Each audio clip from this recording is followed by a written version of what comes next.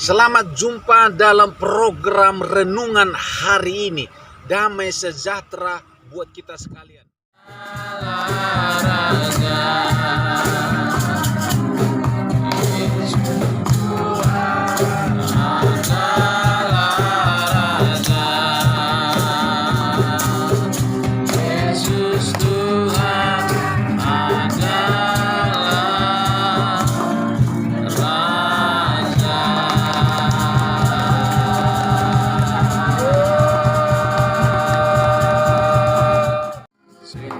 Percaya padamu karena kasih-Mu padaku, Kau tebus dosaku.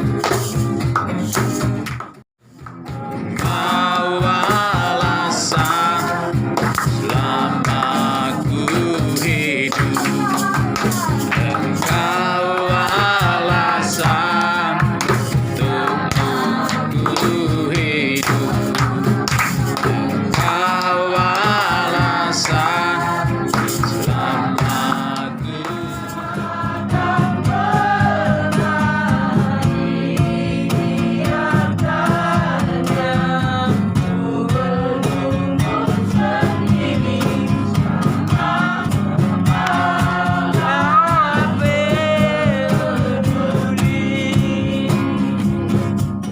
Ketika saya datang ke situ, saya kira udah mati, saudara, karena memang sudah dari minggu ke minggu saya ke situ, saya melihat tidak ada harapan, saudara. Tapi saya lewat tadi, wah, saya tanya istrinya, gimana Om, sehat? Ya masih seperti yang kemarin. Wah, saya pikir kok masih hidup ya.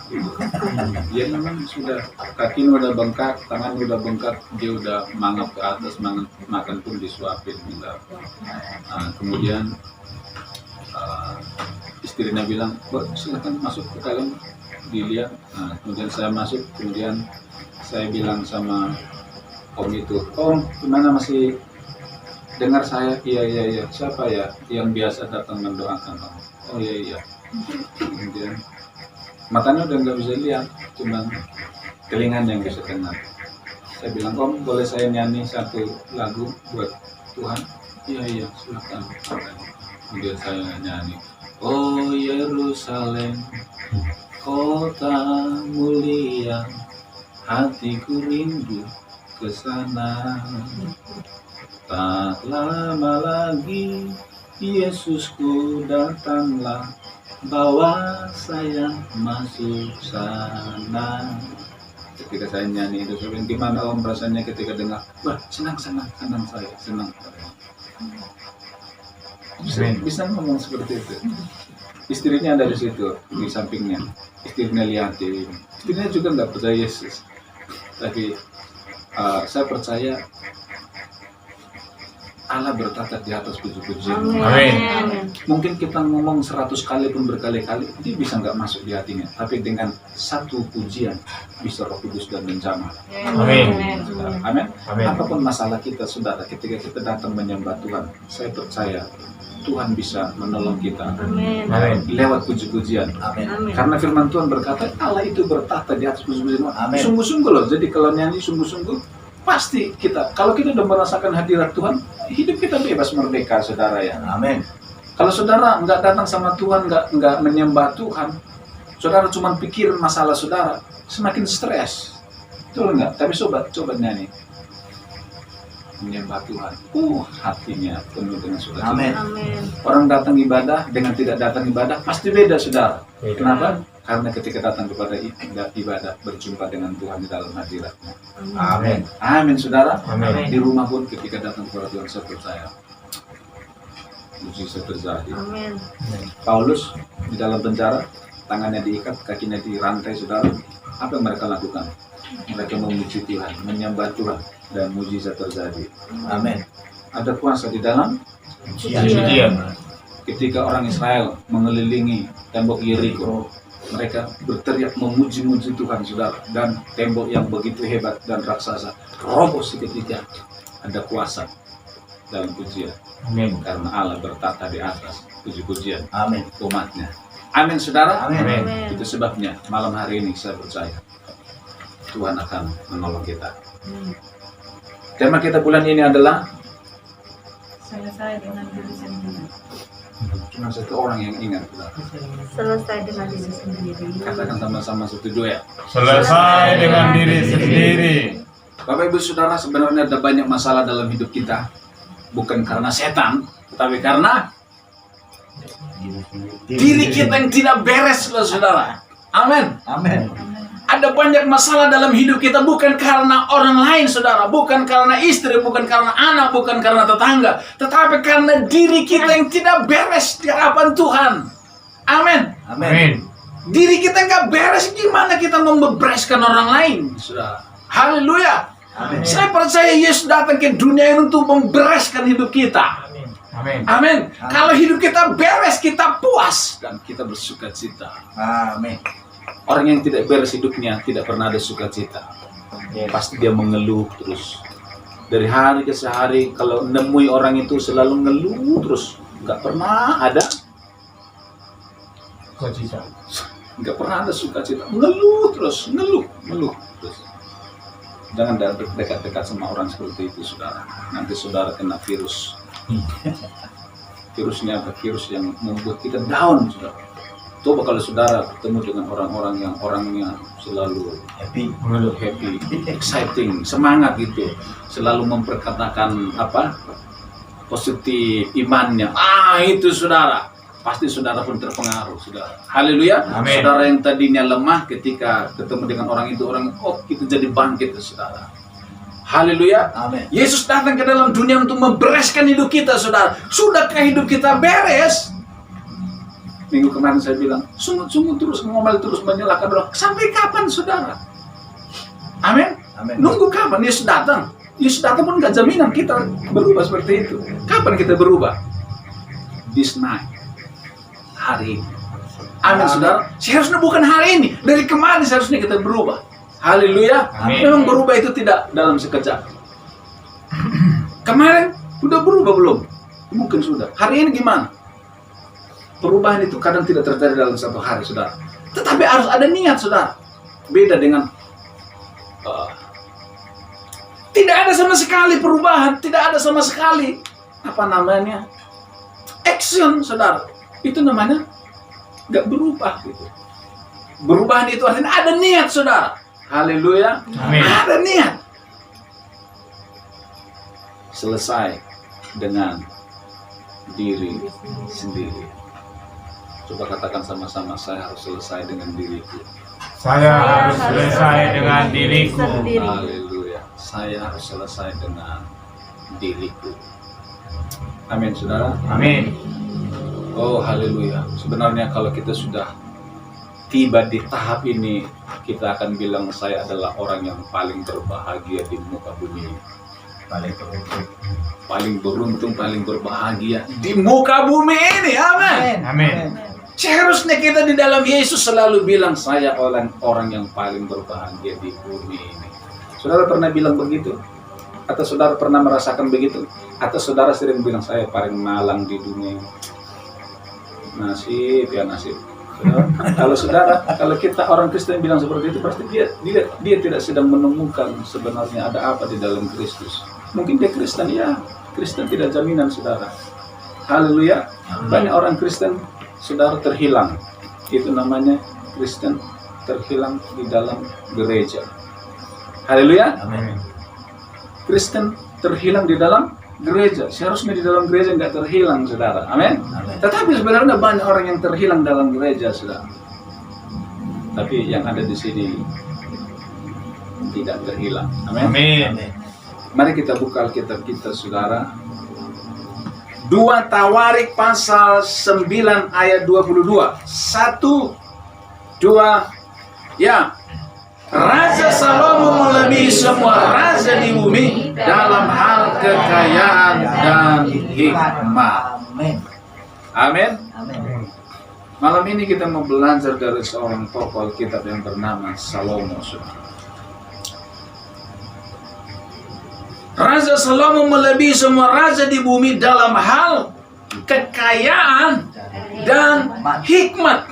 Saudara, kalau kita membaca Alkitab, saudara, mengikuti perjalanan kehidupan Salomo ini adalah anaknya Daud, dan dia menjadi raja karena bapaknya mewariskan kepada dia tahta kerajaan itu, saudara. Amin. Banyak anaknya Daud, tetapi tahta itu diwariskannya kepada Salomo, saudara. Dan ketika dia menjadi raja, saudara, Salomo ini mirip dengan bapaknya. Dia suka menyembah, dia suka memuji Tuhan, dia cinta Tuhan, saudara. Dan dia berhasil membangun bait Allah yang termegah di seluruh dunia, itu di Israel waktu itu, saudara. Berapa tahun membangun bait Allah, Salomo lah orang yang dipakai Tuhan untuk membangun bait Allah dengan luar biasa, saudara. Bapak Ibu Saudara, perjalanan kehidupan Salomo ini yang luar biasa, dan pada puncak kesuksesannya dia menjadi raja yang paling terkaya di bumi dan raja yang paling berhikmat di bumi, saudara. Wow, luar biasa. Haleluya. Amin. Bapak Ibu Saudara, di dalam kitab Tawarik ini, kalau kita membaca 1 Tawarik, 2 Tawarik, saya melihat saya tidak menemukan di dalam kitab itu tentang kejatuhan Salomo. Dan kejatuhan Daud pun tidak diceritakan di situ. Yang diceritakan adalah yang baik-baiknya saja. Kalau mau membaca kejatuhannya Daud dan Salomo, bacalah di kitab 1 Samuel, 2 Samuel. Di sana lengkap, saudara. Tapi Bapak Ibu Saudara, yang kita mau lihat malam hari ini, saudara, kenapa Raja Salomo bisa menjadi raja terkaya dan orang yang paling berhikmat di seluruh dunia? Yang pertama, dia adalah orang yang cinta Tuhan. Amin. Amin. Raja Salomo, orang yang cinta Tuhan, terbukti dari saudara, dia mengikuti Daud, orang yang suka menyembah Tuhan. Amin. Daud itu mengutamakan Tuhan. Bahkan Daud bilang, Tuhan, aku mau membangun rumah bagimu. Masa rumahku bagus, rumahmu nggak bagus? Tapi Tuhan bilang, jangan, saya tidak mau kamu yang membangun. Karena tanganmu sudah berdarah. Tanganmu sudah kotor karena kamu prajurit sering membunuh orang.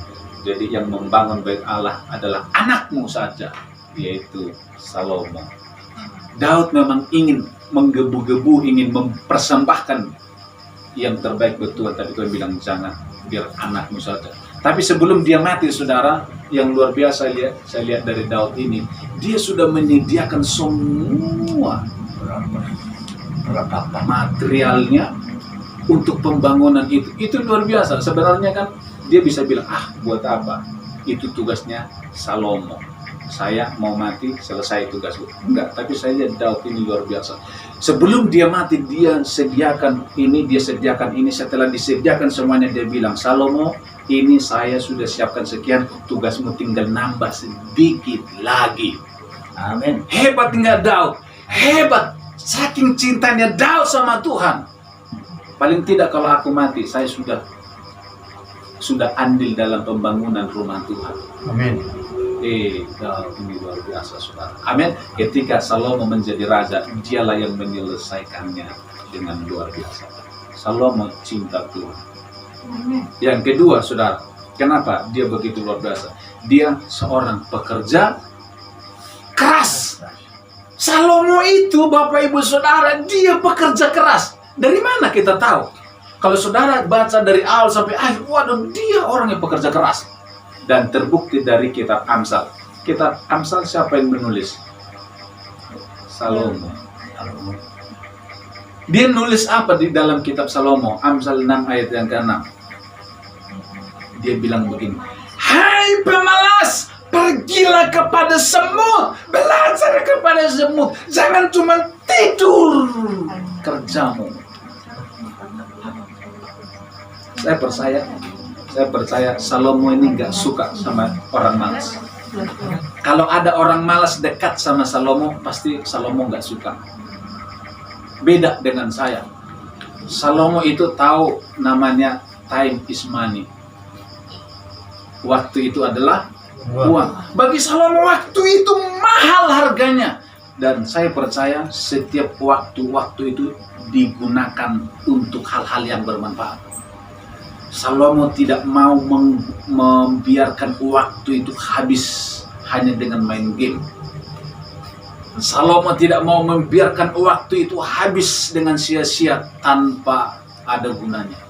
Salomo selalu menggunakan waktu itu dengan itu Salomo, saudara.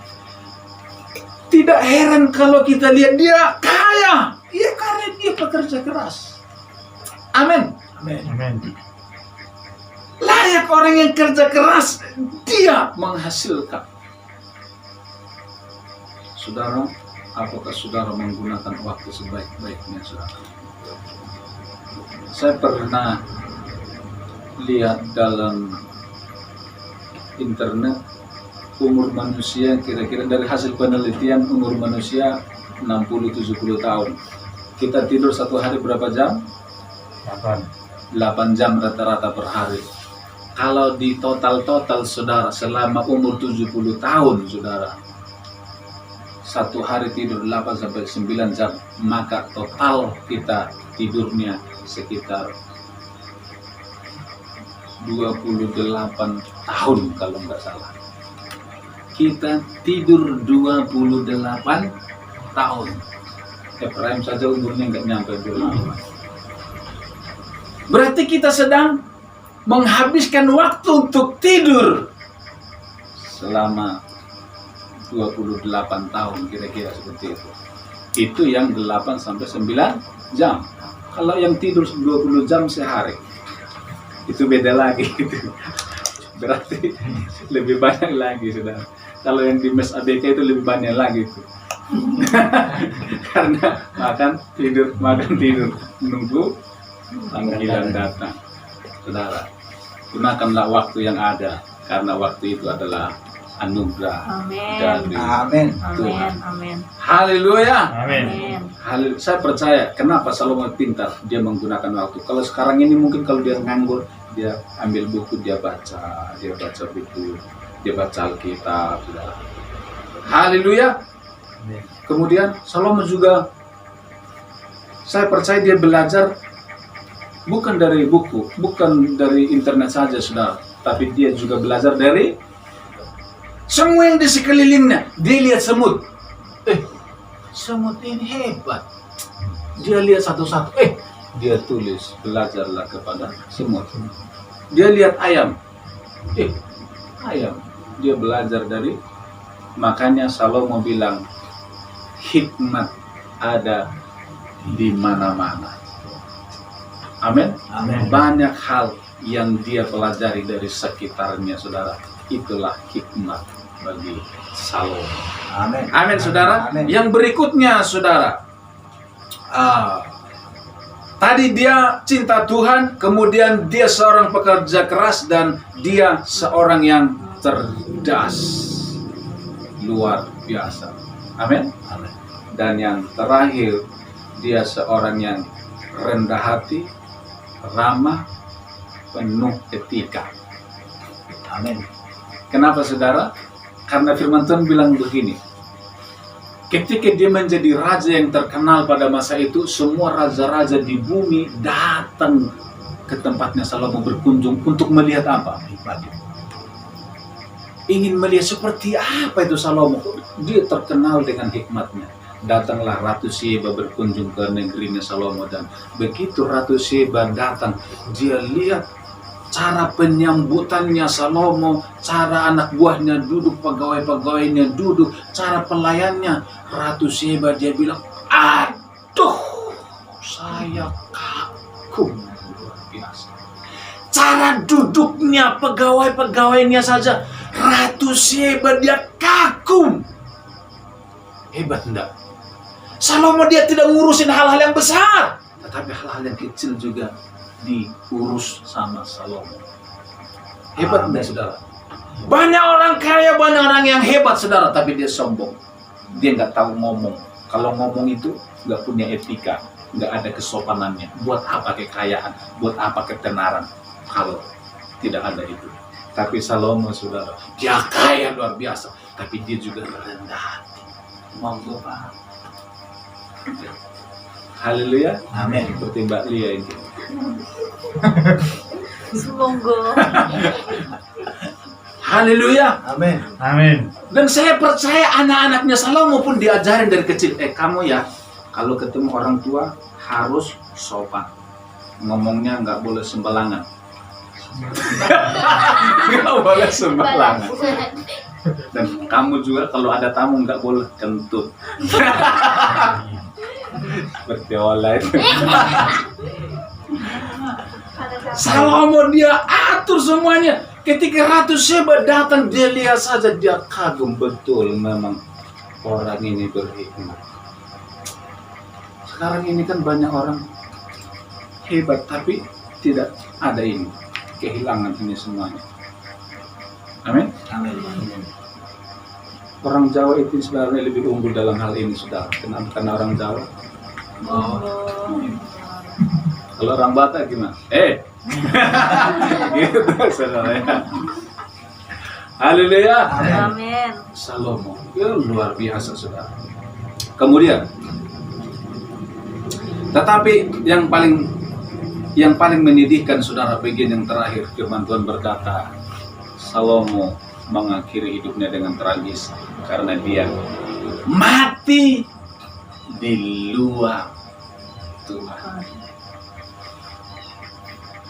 Haleluya. Amin. Ngeri, saudara. Saudara, dari bawah dia terus di bawah Tuhan naik, di bawah Tuhan naik, ketika puncak kesuksesan. Ketika dia puncak kesuksesan, dia hancur lebur. Ketika dia hancur lebur, kekayaan, kemewahan, ketenaran tak ada guna. Berjuang bertahun-tahun, setelah berhasil, hancur semuanya. Ngeri, saudara. Haleluya. Amin.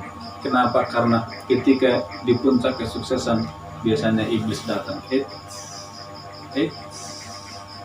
Mana celahnya gitu. Saya akan jatuhkan kamu. Haleluya. Amin. Yesus itu datang dari sorga ke bumi. Beda dengan kita, Yesus langsung dari sorga. Kita datang dari bumi. Yesus yang datang dari sorga aja, setan bilang, saya mau jatuhkan kamu. Ubah batu ini jadi roti. Tapi Yesus tidak pernah bisa dijatuhkan. Salomo yang bukan lahir dari bumi, sama seperti kita. Begitu dia sukses, kemudian iblis bilang, Salomo, kayak main game gitu loh. Dia pegang remote-nya di sini. Kamu mau kemana? Mau kemana? Diikuti. Salomo mau pergi kemana kamu? Ke kamar mandi. Dia lihat terus. Iblis itu mengintai seperti itu, seperti singa mengamal mencari orang yang dapat ditelannya. Saudara, firman Tuhan menceritakan bahwa Salomo itu jatuh dimulai dari wanita. Ketika dia mencintai wanita, kemudian lama-lama dia tidak menyadari bahwa dia sebenarnya sedang terseret, saudara, dan akhirnya dia pun menyembah dewa-dewanya wanita itu. Dan firman Tuhan menceritakan dia punya istri 700 dan gundiknya 300, totalnya 1000. Bukan rupiah loh ya, 1000 orang. Bayangkan 1000 orang. Dan akhir hidupnya dia hancur lebur.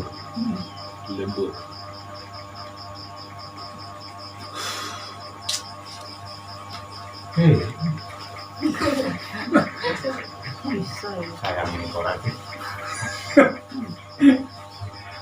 Nggak ada lagi yang dibanggakan, saudara. Memulai dengan baik, mengakhiri dengan buruk. Paulus bilang, bagiku hidup adalah Kristus dan mati adalah keuntungan. Salomo mati tidak untung, tapi Paulus dia mati untung, saudara. Nanti nggak ketemu di surga dong mereka. Apa-apa itu urusannya. Haleluya. Tapi kita mau melihat beberapa hal, saudara. Kenapa sih Salomo ini bisa jatuh? Yang pertama, dia tidak menjagai hatinya. Saya percaya saudara, seseorang jatuh, nggak langsung iblis ikat kakinya, tarik, pus, jatuh, mati, enggak. Iblis nggak mau begitu. Kalau kayak gitu nggak ada orang yang mau jatuh, saudara. Tapi caranya iblis, dia ikat sedikit kakinya. Kemudian dia masih jalan itu. Kemudian besok diikat lagi. Tangan, dua, itu diikat pelan-pelan. Semakin lama semakin terikat, semakin terikat, semakin terikat. Dia udah nggak sadar bahwa dia diikat. Waduh, dia sudah hancur, diikat sama si iblis. Firman Tuhan berkata, Yohanes 10:10, pencuri datang untuk mencuri, membunuh, membinasakan. Nggak langsung dibinasakan, dicuri dulu, dicuri hatinya, kemudian dibunuh. Setelah dibunuh, habiskan, binasakan. Jagalah hatimu, karena dari situ terpancar kehidupan. Amin. Amin. Setiap hari kan kita berurusan dengan hati. Amin. Aduh, jagailah hati kita. Haleluya. Amin. Yang berikutnya, saudara. Yang berikutnya, ini bagian yang terakhir. Yang berikutnya tadi, kenapa Salomo jatuh? Dia tidak. Menjaga hatinya, Yang kedua apa? menjaga matanya. Dia tidak mematikan kedagingannya. Haleluya. Amin.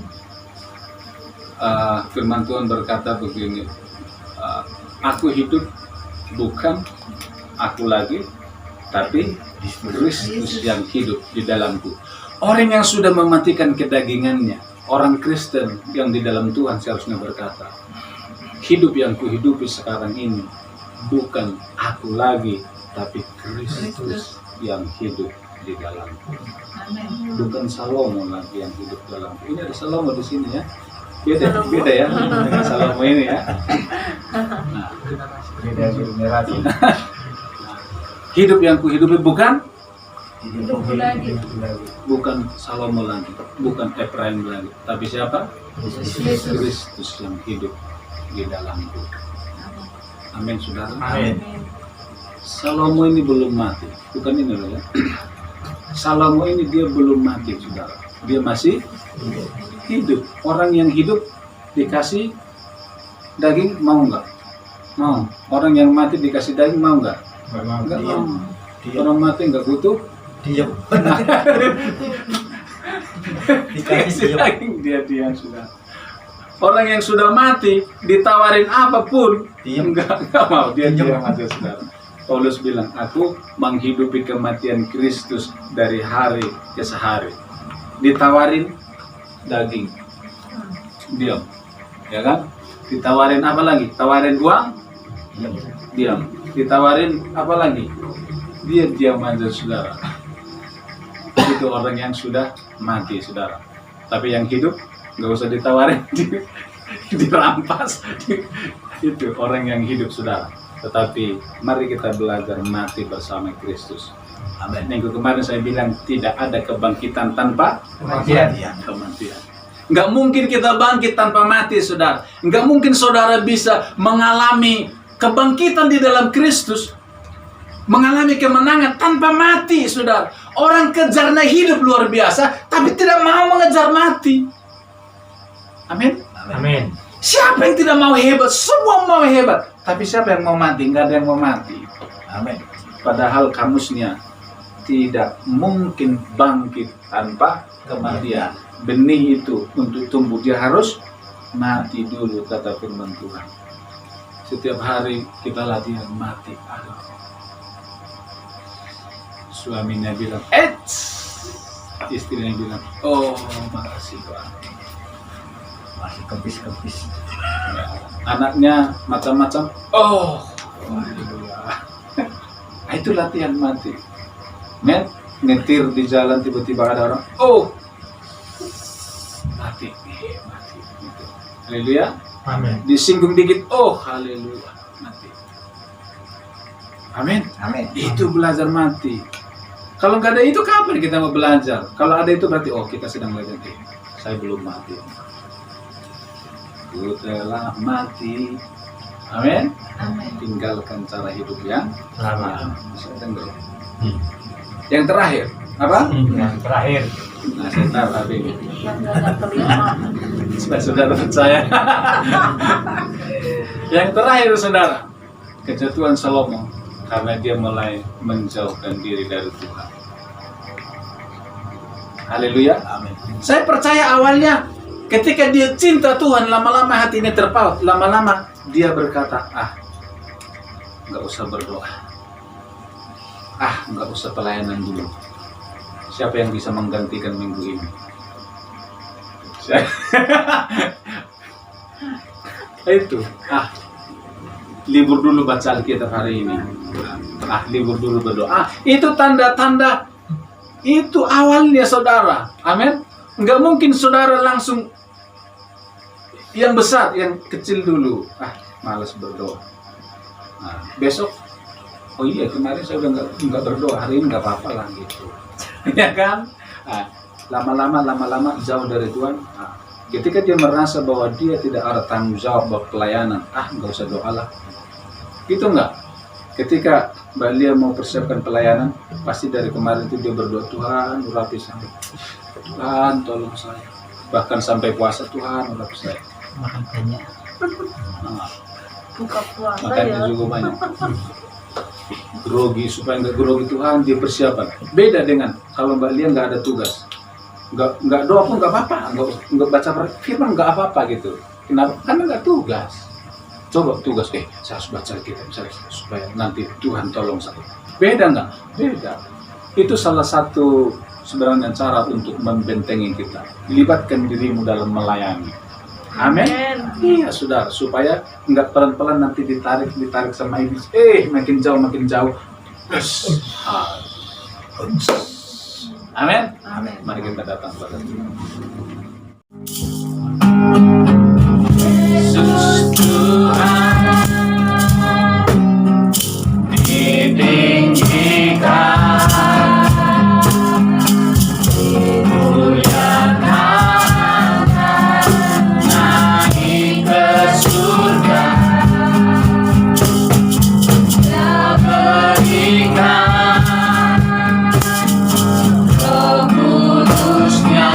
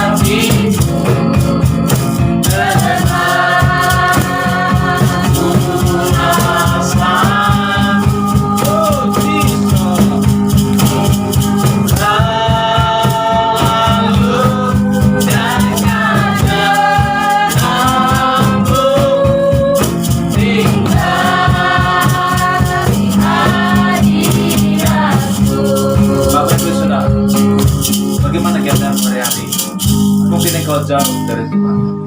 Mungkin engkau jauh persekutuanmu dengan Tuhan.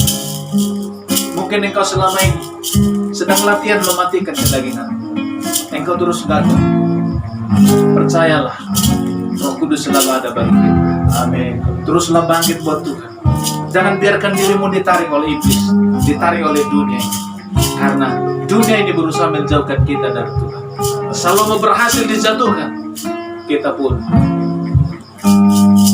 iblis berusaha menjatuhkan kita. Milikilah komitmen, bergantunglah kepada Roh Kudus. Dia akan memampukan kita. Apapun persoalan kita, Dia tidak mungkin biarkan. Dia pasti tolong kita. Amin. Allah Roh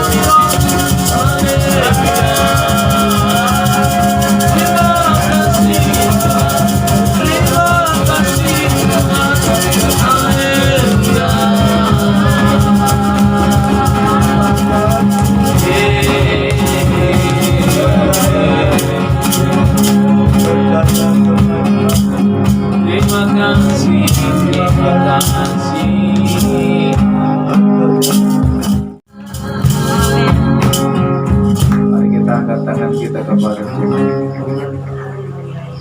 Tuhan, Engkau melihat setiap kami malam ini.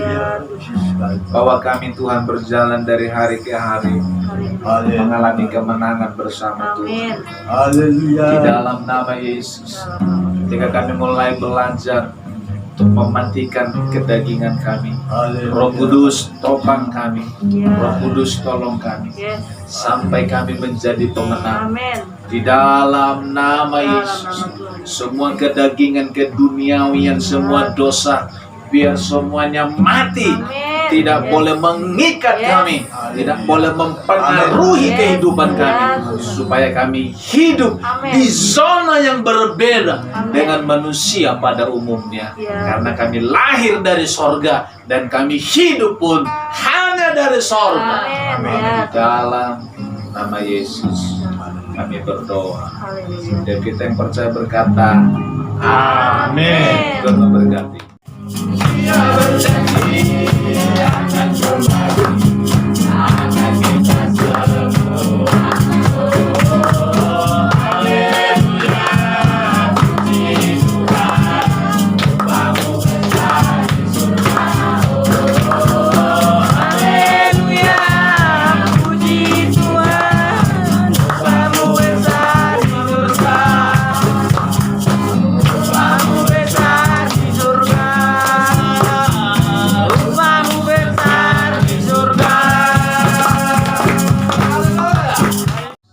Mari kita angkat kedua tangan kita. Saudara-saudaraku yang dikasihi oleh Tuhan, sekarang terimalah anugerah dari Allah Bapa, kasih dari Yesus Kristus, dan persekutuan yang manis dan indah oleh Roh Kudus menyertai saudara dan saya mulai malam ini sampai selama-lamanya. Tuhan memberkati kita. Setiap yang kita percaya sama-sama berkata,